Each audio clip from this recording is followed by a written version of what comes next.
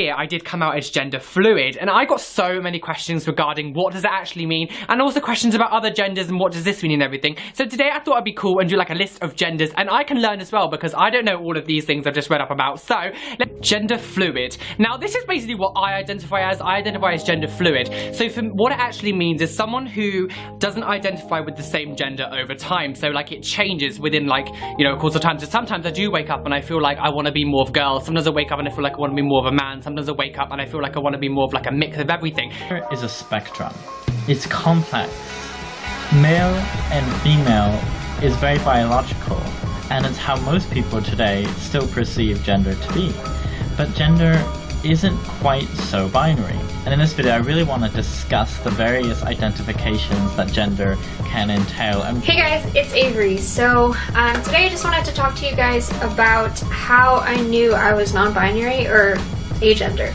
Although I accepted that I was queer, I felt that there was still something off about my gender. I felt that a part of me was not a girl. I pretty much lived my life passing as a 12 or 13-year-old boy, which is complicated because I'm an adult. There's a certain palatable transgender person who has been put forth in the media. Transgender doesn't look just like one thing. There is more than just boys, girls, men, women. There could be people who live in the spaces between that. In the 70s and the 80s, we didn't have language for that.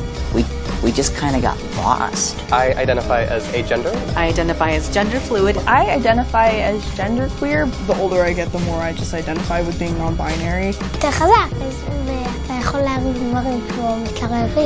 best thing about being a girl is now I don't have to pretend to be a boy. Before I transitioned, I was just pretending to be a boy, but now I'm a girl and I'm a lot happier. To help you bone up on your gender knowledge, we're going to cover a ton of concepts and gender vocab words like schwa. Are you ready?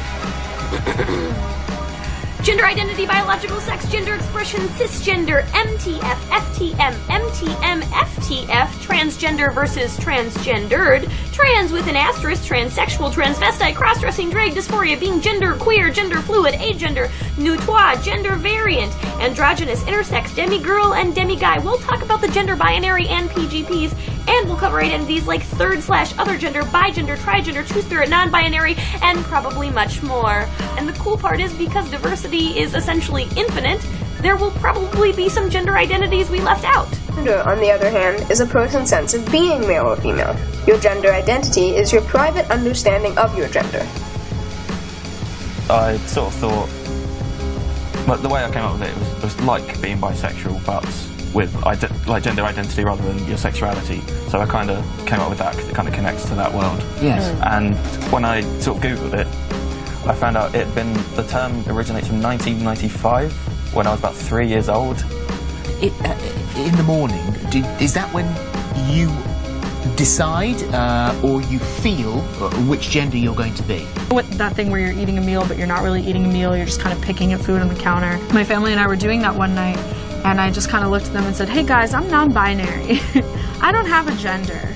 In my opinion, gender is a universe, is a broad spectrum of planets and stars and sky that truly cannot be contained into a binary. My pronouns are they, them, theirs, and that's a non-negotiable. Start with trans people. Would you date a trans person, honestly?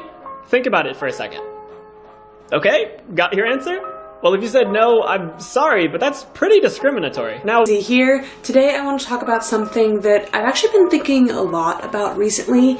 It's about whether doctors should continue to assign gender to babies at birth.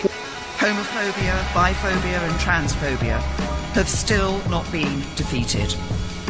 But we need to keep up our action. So we are pressing ahead with inclusive relationships and sex education in English schools, making sure that LGBT issues are taught well. And we're determined to eradicate homophobic and transphobic bullying. We've set out plans to reform the Gender Recognition Act, streamlining and demedicalising the process for changing gender. because being trans is not an illness and it shouldn't be treated as such.